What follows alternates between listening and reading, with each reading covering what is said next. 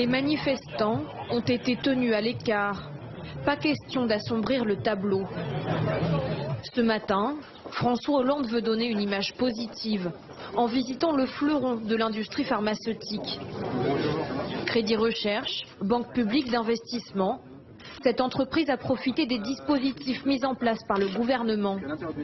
Le président n'est pas ici par hasard. Il vient vanter les mérites de sa politique économique, comme il le faisait déjà quelques heures plus tôt sur les ondes d'Europe 1. Ça va effectivement mieux pour la France. Pas forcément pour tous les Français, j'en conviens. Quand je dis ça va mieux, c'est pas un propos de circonstance ou de campagne ou de tribune. C'est une réalité. Un optimisme à toute épreuve que l'humoriste Nicolas Canteloup tourne en dérision. Restons positifs. Jean-Pierre, ça va mieux. Ouais, mais la preuve, vous avez enlevé votre doudoune, ça prouve que quelque part les températures vont mieux. Madame Julie, vous savez mieux, vous hein? Ça va mieux est devenu le leitmotiv de François Hollande. Une phrase qu'il cultive à toutes les sauces depuis près d'un mois. Ici en visite dans un centre de recherche de l'Oise. Ça va mieux dans notre pays, même s'il y a encore beaucoup à faire. Là en déplacement dans une entreprise pharmaceutique à Chartres. Ça va mieux, même si c'est vrai, ça ne va pas forcément mieux pour tout le monde. 5 jours plus tard, pour fêter les contrats des sous-marins. J'ai eu cette formule, la France va mieux. Même constat lors d'un débat sur la refondation de l'école. Et quand je dis ça va mieux, j'aurais pu dire d'ailleurs ça va mieux pour l'école. Ou plus récemment, à l'inauguration du pavillon bio de Rungis. Quand je dis que ça va mieux, j'en trouve toujours qui me disent que ce n'est pas le cas pour eux. Et c'est vrai. La phrase résonne comme une formule magique à 1 an de la présidentielle.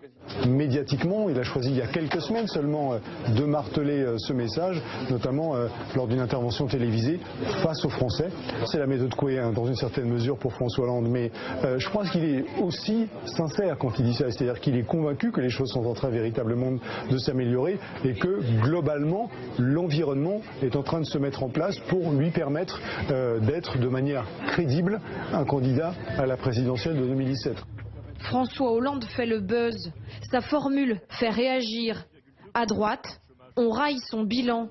Le clip de campagne d'Alain Juppé s'applique justement à démonter point par point l'optimisme du président.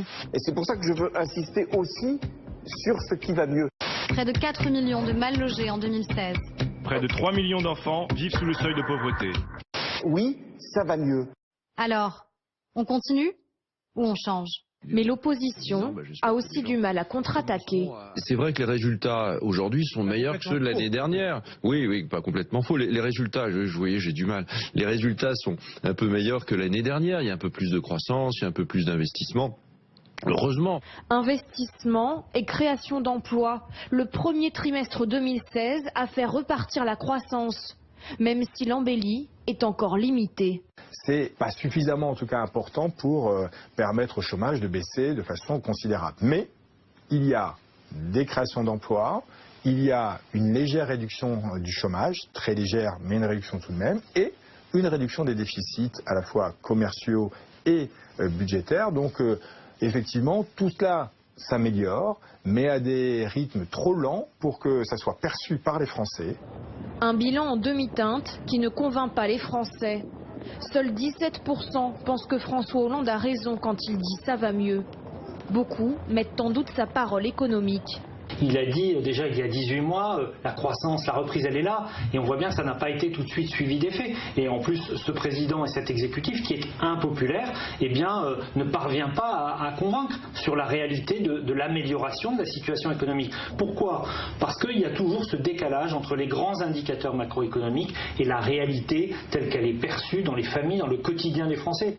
Pour convaincre les Français, le président mise sur du concret.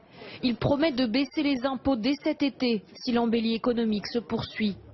Mais s'il veut prouver sa bonne foi, François Hollande doit surtout gagner la bataille du chômage. Il le dit lui-même, c'est la condition sine qua non de sa candidature pour 2017.